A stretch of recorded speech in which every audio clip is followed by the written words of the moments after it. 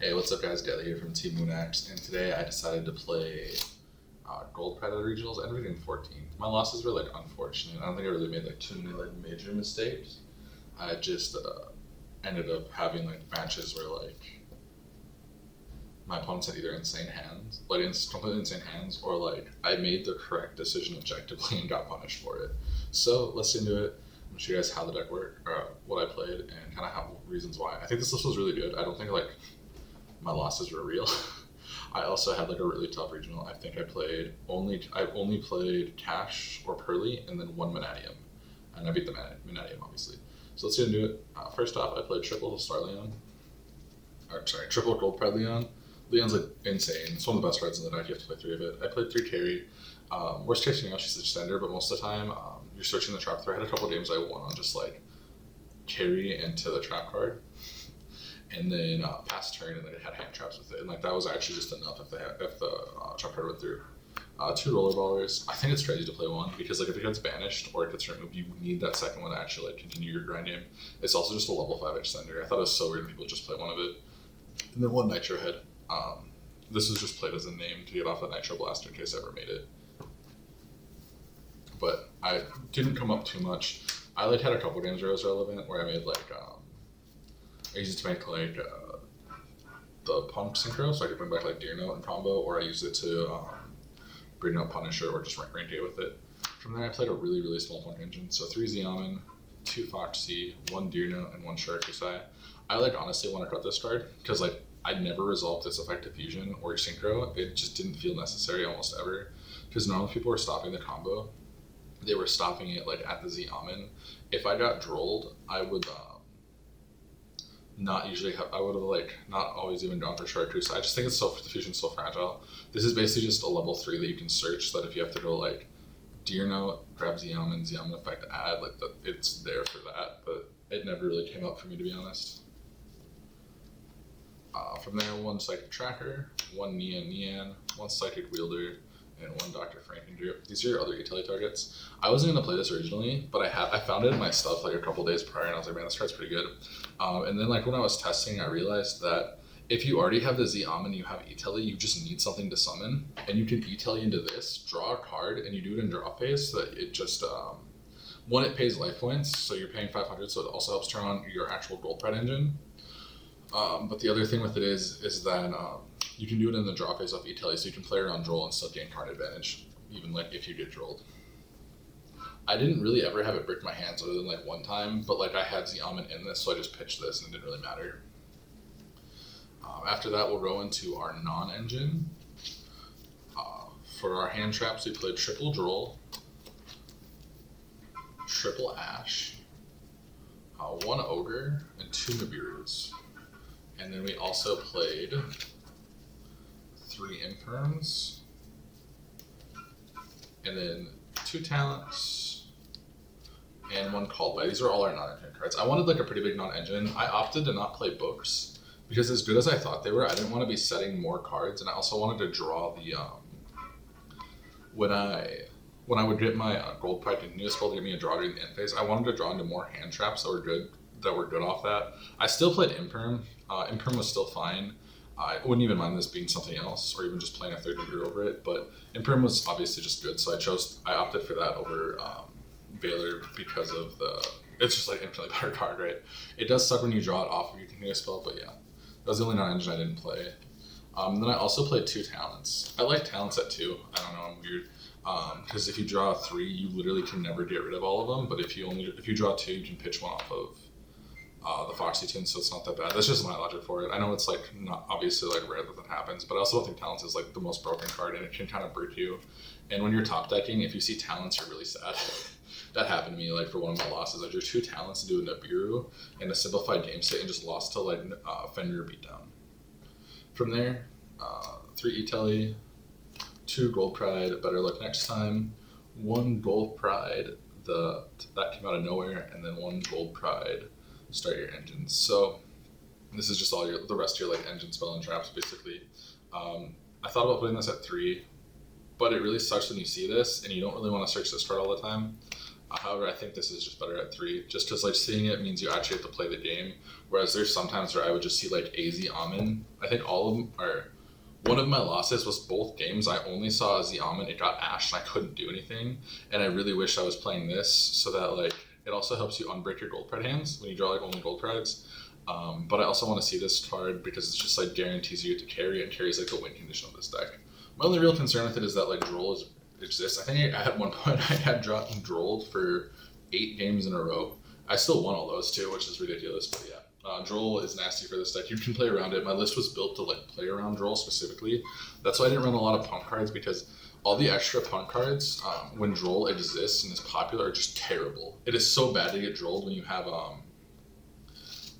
when your hand is like Xiamen plus like plus the Wagon, and you get Drolled. Like the Wagon is just a blank card now essentially. It's just a level 3 and you can't even special summon it because you can't get to the field spell. I didn't want to have that happen at all. That was like my main concern with playing all the extra punk cards, is that like post Droll they're bricks and like you don't want to see the field spell or trap. I played 1 Psychic and Punisher, 1 Amazing Dragon, 1 Draco Berserker, 1 Dragite, 1 Jam Dragon, and 1 Leon. This card's insane. Like, I genuinely think this card is like really good. Like, I carried most of my games on the back of Leon popping stuff, because like it's the freest card to go into. Like, you're normally on so often, you almost always have carry, and you're a lot of times detaching for Chariot carry on your turn anyways. This card was just insane. I almost want to play 2, but I felt like like you can just bring this back with Star Leon. The only concern was like Unicorn ripping this from your extra deck or it getting banished. But yeah, this card's broken. Definitely the best card in the extra deck for me all day, besides like Jam Dragon. I think like the 2 most made cards in the extra deck were Star Leon and Jam Dragon. Everything else was niche. Like versus Pearly, I'd make Dragite. Versus Kashtira, if I wanted a Synchro and I already had like all my access at any junker, I would go into Draco Berserker, which is kind of like where they were, because Draco Berserker just like eats one of the Kashtira monsters, and it's also just too big for them to run over effectively. So for them to out it, they have to go attack. So they for them to out this card like efficiently, they have to go attack and then battle phase. They have to banish, and you just banish their card with Draco Berserker. So that was like how I was playing my ranked 8 engine. And then 1 Fortune Tune, 1 Cicada King, 1 Break Sword. I was just looking for like a generic rank 3 that would help me like crack boards. And one of the things I realized is that like if I Dark Lord them or burn their interactions and I went to Break Sword, I could like clear a back row. I could like pop a card, swing in with this, and then have a Zeus for the follow up like breaking. Like I thought this card was just like almost necessary. And you play the continuous spell, so it's like you pretty commonly have a card to remove with it. 1 Chariot carry. This goes back to the extra deck. I don't think I really ever made 2 of these unless like we were in a game that I was already winning. Because if I resolved Chariot carry and got the field spell or got the continuous spell and I got it to go back, I generally was in a good spot anyways. 1 Photon Lord. This card's like mandatory. This is like the only way you play around Nibiru in this deck. Specifically, you just like a lot of the times I would go Jam Dragon, bring back an 8, and then I would have like 1 Extender in my hand. I would use that Extender plus the either Tracker or Neon to just make it a rank 3 and go from there. 1 Zeus. This card's broken, obviously. One of the fusions. I never made this card once. I hate making this card. Like my punk PTSD of getting ashed on this card or getting Villard on this card is so real. I don't think it's good because like all the hand traps beat this card anyways. 1 roll and then 1 pinballer. This card's so broken. Versus Pearly specifically, the field spell makes it so you can't remove any of their cards. But you go Rollerball, you can eat their actual Pearly monsters now with Rollerballer that you couldn't have before because of the non-targeting. I hate that field spell with a passion. One of my losses was literally just my opponent drew field spell both games and I did not open well. Like one game I got Nib Ash Drolled and basically just ended on like the opponent trap card and like a Cyclone, and I Cyclone the continuous spell, and then I had the punk trap card, and I was like, okay, cool. So I knew the rest of his hand because he only had 2 cards in hand. So I was like, no matter what, he can't do. And he like Perlili added the continuous spell. I was like, cool. So no matter what, the only thing I lose to is if this is a quick play spell that in his hand, and he goes quick play spell to special Pearly and hit the field spell. I was like, this is the only route I lose to, and that's exactly what happened. It was ridiculous. When Nitro Blaster, I never made this card. I don't know if you even need it, to be honest. It's kind of mediocre. Like, low-key, it's an okay card, all things considered. But it's just like, you don't really need it that much. It's weird. But I never made it, but I have been testing. It might be better to just play another XYZ or Link monster, but I don't think I was ever really like wanting a Link monster except if I had like Nibiru on my board. So maybe you play the for hire Link too. That could work, I guess. Otherwise, I don't know. I just never felt like it. Just never felt necessary. You could even just cut this for more synchro options. Like, even a second Star Leon would be nice sometimes over that. I'd also say like the fusion is almost cuttable. I don't think I'd ever make it unless I was like in a really, really shitty position. But yeah, I don't think you need it even. It's weird. From there for the side deck, triple Gamma Seal. I don't like this card. The times I would draw it, it was never that good. In the boards right now are just like so big that doesn't matter. And versus, I was like, oh, versus Pearly, this cards are good, right? No, it's not. Because you kaiju them and they just get like 5 cards back for it. It's ridiculous. You literally kaiju them into a +5 after they already drew 4 off Sleepy. Like, you're just losing more because of it. I would definitely would cut this. I'm not sure what I'd switch for it though. I might put Nibiru and triple Nibiru on the side over it. Triple Dark Ruler. It's okay. It's very weird because like a lot of the decks, if you Dark Ruler them, you don't want to kill them after. Pearly doesn't care about this card. This might again come up for something else. I never resolved it once. It never was really important. Now we'll get to actual good side cards. Cyclone's crazy. I brought it in going first against Pearly specifically because I didn't want to, I just brought it in against Pearly like every time because like hitting their continuous spell like kills their grind game, or kills their ability to recover. So you just hit the continuous spell and it's free. Going first, putting in hitting their field spell is like broken because it means like you're 1-for-1ing them, but it makes it so I can like actually resolve Start Your Engine, and Start Your Engine beats that like entire deck by itself. Like one Start Your Engines when they make their first XYZs, they actually just lose. Triple Evenly. Yeah, this card is actually really. I wasn't sure about playing this card, but it was really good all day. Against Pearly, if you just like evenly them and they only have Noir up, they don't have recovery at all. They're like usually like fairly far out of resources unless they got to unless they're like Noir full combo, but you're playing hand trap, so you usually just like hand trap them into like them ending on like a mediocre, like a bunch of like Pearly cards are like a beauty, and you just evenly them and the game is not free. A lot of the times when I played against them, they would just go into beauty, and that was all they'd really do. After that, triple anti-spell. Anti-spell's broken. I only saw it like 2 or 3 times, but every time I saw it, I won the game. So yeah, that's the deck, Gold Pride Punk. I really like this deck a lot. I think the list I had was almost perfect. There wasn't much I would change about it other than maybe the extra deck and the side deck. I really liked the main deck choices overall. Nib was like pseudo questionable, but like I think it's just supposed to be a higher impact card in like specific matchups. I think if you put this to the side, you're at 40, and like the deck is like totally fine at that point.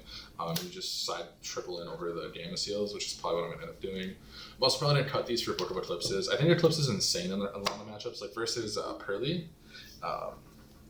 When they would go for Pearleap, you just Book of Eclipse them and they don't get Pearleap anymore. And yeah, they drew 2 cards, but their like actual board is so fragile now that you just make a Zeus and board wipe them. That's the game. That's game over right there. So, I think that's just the only real for like engine changes I would have made for these. I think like these would have been swapped, and the Gamma Seals would have been swapped out. And I think I liked everything else. Anti-spell works really good in this deck. You don't play that many spell cards, and like once I'm siding for going first, I still like don't really change too much for my spell lineup other than like, so I've taken talents out against like non-hand trap based decks. Same with Called By. So like in those matchups, this comes in like you're really not playing very many spell cards. And yeah, that was the deck. I really liked it. I think I might play a third continuous spell. That's the only other thing I would change in the main. I think was cut Nibiru's to the side because it did break me a couple games, and literally just swap in one continuous spell for something else in here. But everything felt good besides that. Neon was like actually like just one of the craziest cards. I didn't think I mentioned this, but you would go Jam Dragon, send this, and then you would like special carry Neon, come back, and then now like every turn you summon a level 3, you just get a rank 3 for free. It's so strong in this deck too. It's also a great E-Telly target. So like if you open multiple E-Tellys, like I had one game where I went like Xiamen. I had like drop face Frankendirt, normal summon Xiamen effect, and then I E-Tellied in like the rest of my combo and like got to summon Neon back once too. So I got like a normal summon, I got like special Neon overlay, special summon it back, and like I got to just make the entire like Cicada King, Galaxy Eyes, Rollerballer, everything like all in the world plus a draw and set up, and like my opponent like looked at the board and just scooped. And because Neon just comes back every turn, it means like your grind game becomes infinitely better. So I think this deck is really good. I think if I had gotten like more like a normal regionals, I had a pretty like competitive tough one. Like I played against like only good players the whole day. Um, and I only played against like meta. I think if I had like a more normal experience and I didn't get like varianced by having to like play against the best decks over and over again, I never really got a break all day, which was fine. I still beat most of them, but I took a loss to Cashier and Pearly, and like just like high rolled the fuck out of me because at some point that I feel like when you just play against the same deck a lot, if your matchup's only like 50-50 or like 55-45, you're eventually just gonna get high rolled by them. It just is what it is. I think this deck beats both those decks like pretty well, other than like I wish I would have played Eclipses specifically for Pearly. But actually like my hand trap lineup and the amount of interruptions I played was usually just enough to beat them. And going first, both those decks literally lose to a single start your engines. There's so many games where I went like start your engines tribute and they would go like birth, bring back like unicorn, and then unicorn add, and then I would go okay, chain cast Neurosis to or chain my roller baller to the cast Neurosis, summon roller baller. They can't respond now, other than like unicorn. You just get to eat Fenrir and unicorn. It's just, yeah, this deck has such good matchups into both those decks. This card also just destroys the Pearly deck too if they don't hit to the field spell, because like you pop a Pearly summon, you pop the first extra Xenome, and then you get to bring out your roller baller and then eat their other two monsters. And all of that is basically going to be without them having continuous spell. Yeah, the roller baller just eats the Pearly cards super hard. So anytime you resolve start your engines against like any deck, you can eat like you get rid of 3 of their monsters and they just can't win from there. So yeah, that's the deck profile. I hope you guys enjoyed. I would definitely say try this deck out. It is really, I would say it's very complicated to pilot because your lines and your interactions are so much different than other decks. But once you're good at this, the deck feels just nasty. I love this deck already. I'm probably just going to continue playing this for the foreseeable future because it is good into both the meta decks. But thanks for watching. I'll see you guys later. Bye.